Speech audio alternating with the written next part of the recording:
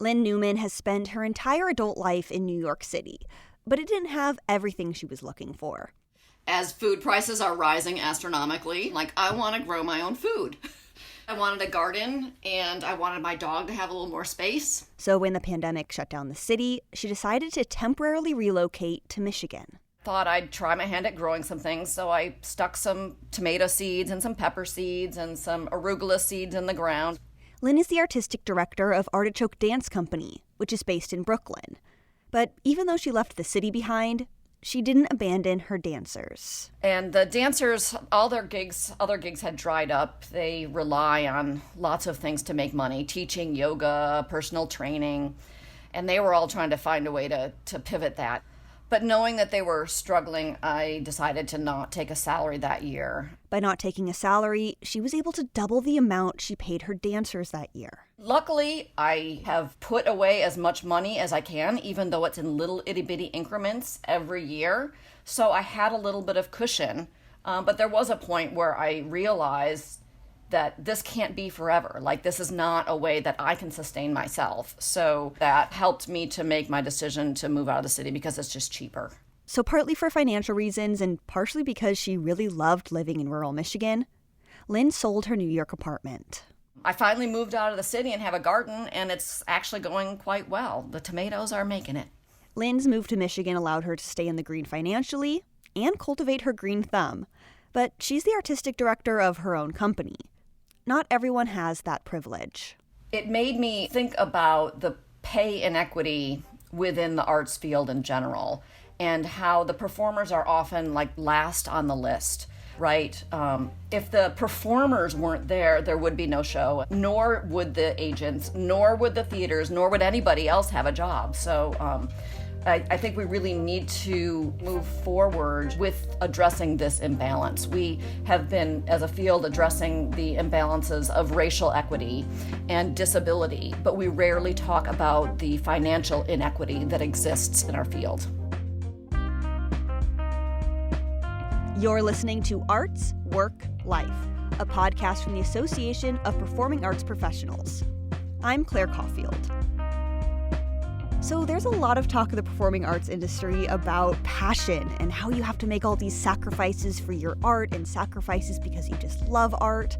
But at the end of the day, this is a job, and what you and everyone else in the industry is getting paid, that's really important.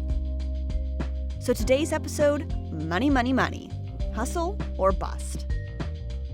We'll follow an arts entrepreneur through a typical day in her life, then talk about surviving catastrophe as a freelance artist, and end with a story about how a life-changing diagnosis actually helped one musician make more money. Act 1. Running the numbers.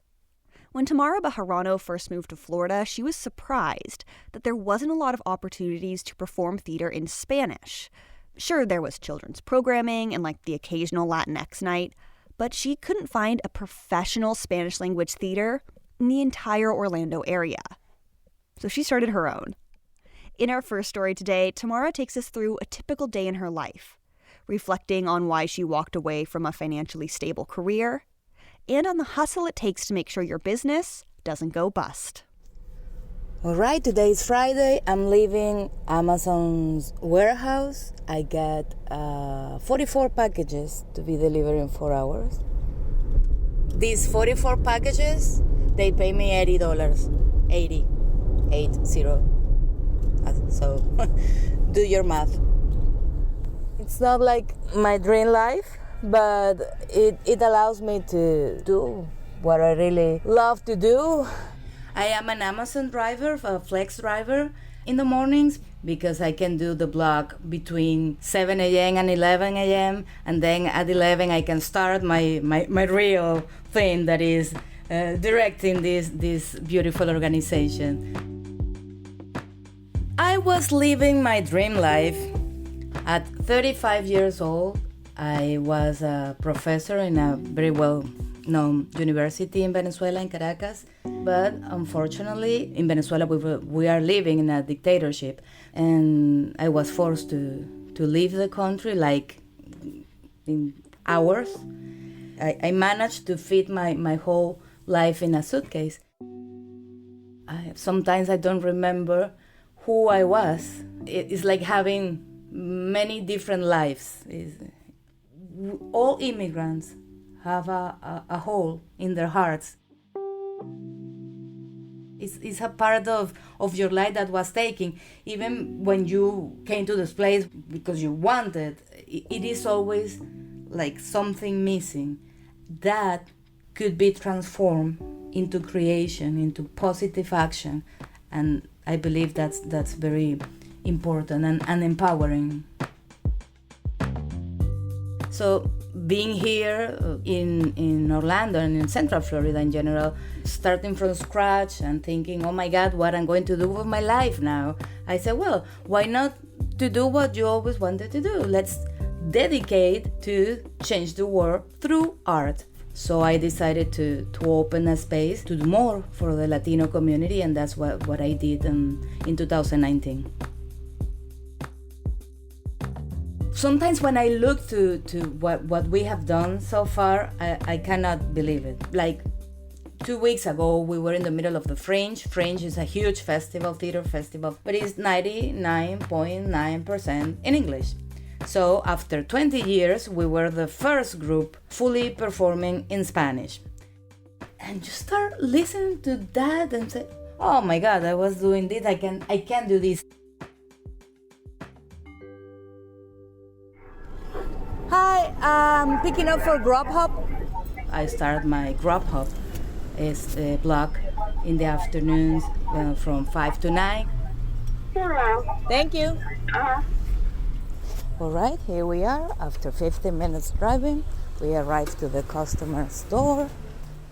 And then after this, I have to run to the next order.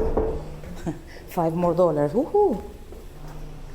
One of the biggest struggles that we have, I believe this is something that even the English group suffer, is like you must finance art. And right now it's like that, being the head of a big project but with no money. What options you have? The first one is through grants when you are a nonprofit like us. And filling a grant, let me tell you, I have 2 master's degree. And filling a grant is like, it's horrible. I cannot express it enough. It's like basically melting your brain to get $2,000. Is this for real? $2,000? Are you kidding me? I don't want to know how it's going to be when we're asking for $1 million because they will need my kidneys. I don't know. And the other way is through sponsorships. And the thing is, with the Latino community, that's not a very frequent thing. It's a struggle. There's no other word. It's not the most beautiful side of this. Thank God the company is now where we can ask for operating grants, and those grants can be invested in me. During these 3 years, I've been working 10 hours daily without earning a salary, a wage, or nothing. I don't think I can do it for much longer. All right, so went out for my blog, my Amazon blog, and then paid the cast and the crew of the last production. What else? I updated the website, and here I am driving towards my first order. $6, 15 minutes driving, 97 degrees. But I'm having fun. It's a beautiful day. The sky is blue. Who knows? Maybe we can conquer the world today. Every time I'm ready to quit. I'm ready to say, that's enough. I cannot. I'm dying. I'm super tired. I cannot keep this life. Someone called me to say, hey, I went to whatever show, and oh my God, thank you very much for what you're doing. It was amazing. The feeling, the pride you feel, this is, I don't know how you say, palpable. You can touch it. Thamara Bejarano is the executive director of Open Scene, a Spanish-language theater company outside Orlando, Florida.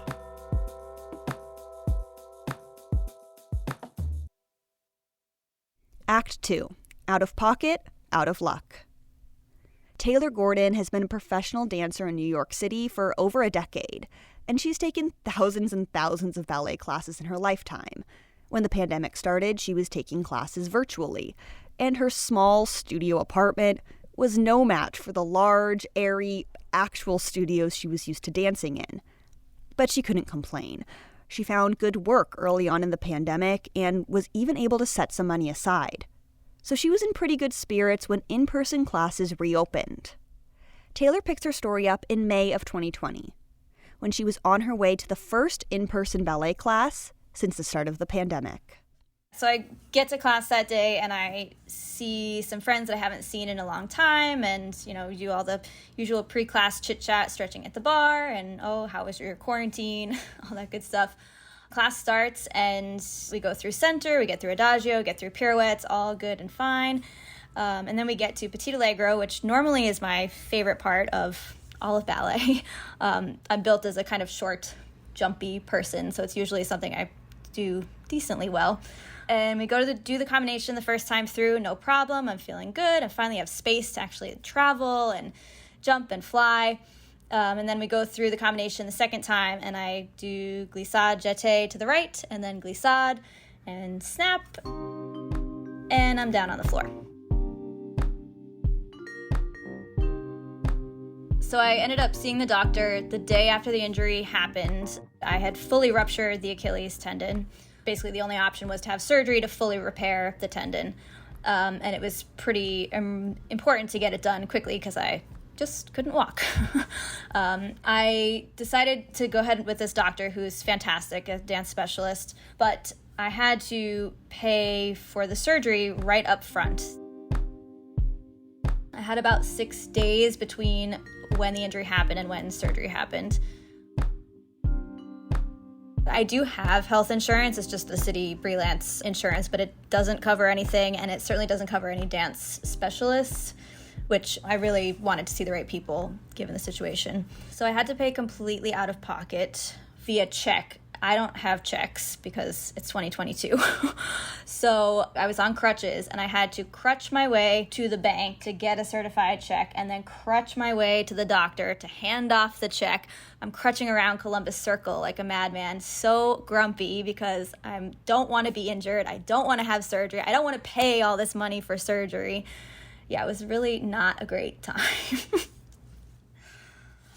I've been a freelance dancer in New York City for 15 years now, so obviously that has had lots of ups and downs, but somehow I've managed to kind of build a bit of savings. It's not gigantic by any means, but I had some savings, and that all went to the surgery. Not all, but a lot of it went to the surgery. I feel like I'm very lucky, and I was fortunate during the pandemic, early pandemic especially, to sort of have a side backup job. So I teach Pilates. Pilates turned to virtual world very easily and seamlessly. And so I had been teaching a lot virtually already through all that time. I had to take a little bit of time off because it was very painful. And still to this day, over a year later, it is painful. But because I wasn't actually on a show or anything at that day, there was no workers' comp, no nothing. It's just me. 15 years as a freelancer shows you a lot, and the lack of resources for freelancers. But I think any kind of support for freelance artists, anything would be great. Things have changed a lot in the 15 years that I've been doing this, so things have gotten better. But to be able to afford the right healthcare without having to give everything to it would be wonderful. The same thing is still happening with physical therapy. So again, I have to pay for that out of pocket. The dancer rate, the dancer discount is $180 an hour. So that's a lot of money. I am fully committed to getting back 100% to performing, I will probably never make as much money as I spent on this injury again in my career, maybe. Even though it's so much money, there's nothing else for me that, I mean, of course I had other intentions for my savings, like I want to buy an apartment and I want to travel and this and that, but the biggest thing in my life, my whole life, has been performing and dancing, so it's not an option to not dance. Even, I mean, knock on wood, but even if I could never walk again, I would still find a way to dance. Like literally, I have a video somewhere, but like 5 days after surgery, I choreographed a dance on my chair here in my bedroom because I couldn't sit still in a cast. I certainly was not supposed to do that and be moving around that much, but I'm like, it's just, I can't not do it. So some way in some form, I will always dance.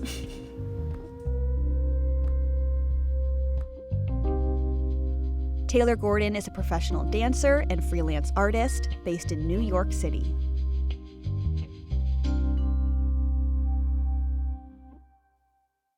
Act 3. Making money by making change. Our final story today is from Craig Knudsen. Craig's story is about his decision to step away from performing full-time so his family would have more financial freedom. But it's also about how a surprising diagnosis later in his life actually helps him run his business. Here's Craig. I had about 5 different resumes when I was a performer. I had my opera resume, I had my voiceover resume, I had more of a theater resume. So I went to this one audition and decided, I'm going to put everything on one resume. And I was about to do my audition piece, and the director, he goes, "This is the most bizarre yet interesting." He goes, "I just have never seen a resume like this." I mean, that sort of sums up my musical journey, and my focus is, we're plural. They went in many directions. I was diagnosed with ADD later in life when my daughter was diagnosed. I really didn't know that much about it at that point, and then that was a big aha moment for me because honestly, I started crying. It made sense out of a lot of things in my life. I think it's very important for any musician or somebody working in the arts to be married to someone who has a regular job. I say that in just a certain amount, but you have all of these music conservatories, and they're cranking out incredible musicians. I mean, way more than there are jobs available for. I had a voice teacher at one point who said, "Okay, you're very accomplished, but you're going to go into an audition and there's going to be 15 people in that audition who are as accomplished, and they're only going to take, one of those people." So it's important to learn other aspects of the business besides just performance. I mean, you might be lucky enough to have, the steady job as a performer, but they're hard to come by, in a lot of ways. But yes, my wife worked the 9-to-5 job, and so that allowed me to perform, and I'm forever thankful to her. Yeah, I went along as a performer, and I think when I was, if I do the math correctly, I was about 45 years old. That's about the age where you really start thinking about retirement and the long term and what are we going to do. So my wife we were at home one day in the kitchen, and she said, "So I think I need you to make more money." When somebody says something like, "I need you to make more money," it could be taken the wrong way, but I didn't take it that way at all. And this will be one of the good aspects of ADD, which is that you can really kind of change direction very quickly. And so instead of feeling hurt or accused of not making enough money, I took it as something new can be exciting. That kind of spurred me into thinking of, what skills have I developed? And I had been doing the bookings for the a cappella group that I was performing with, and I realized that I could do that for other people as well. So I decided, okay, I'm going to be a talent agent.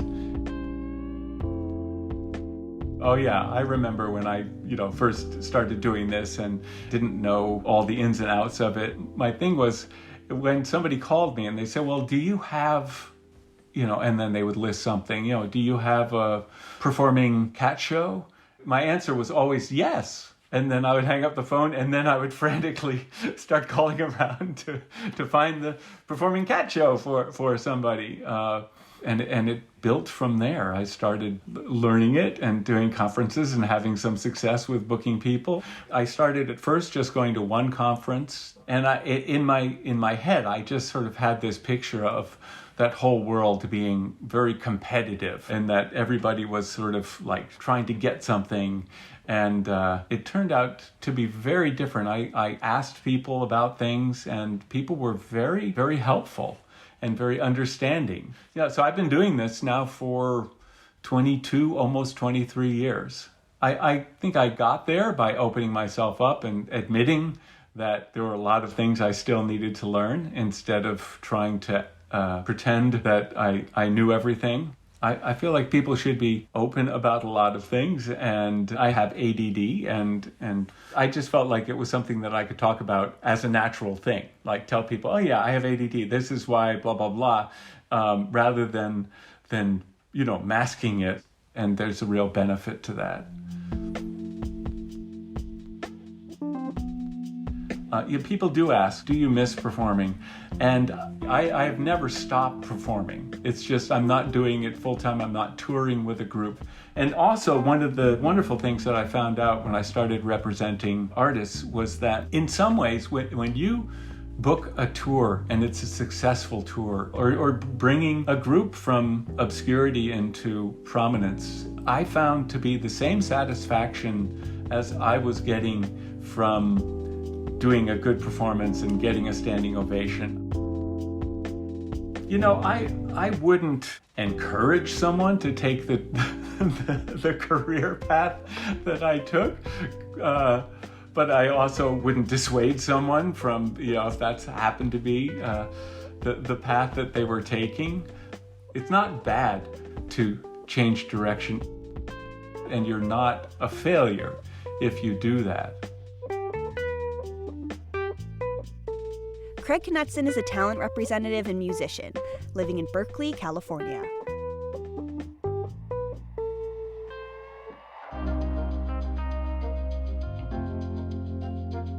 Thank you so much for listening. Arts, Work, Life is a production from APAP, the Association of Performing Arts Professionals. APAP is the national service organization for the performing arts presenting, booking, and touring industry. You can join APAP at apap365.org. I'm Claire Caulfield, your host and producer. Jenny Thomas is our executive producer, and music today is from Blue Dot Sessions. This podcast would not be possible without the generous support of the Wallace Foundation, so thank you. Other thank yous to Sherry Larson, the APAP staff and board of directors, our storytellers today, and the hundreds of thousands of arts workers around the world. Your stories matter, and arts workers are essential.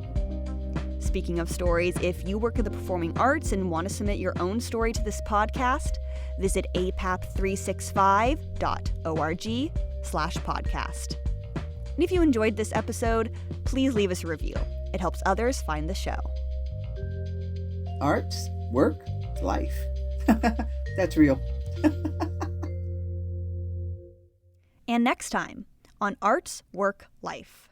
Never had a point in my life where I could just stop. And then it just took me a minute to get the confidence back to do anything original again. What do I have to do to keep going? How can I remain an artist in the face of all of this? I'll never forget, it's my immediate boss saying, I thought we were a team. And that still resonates to this day.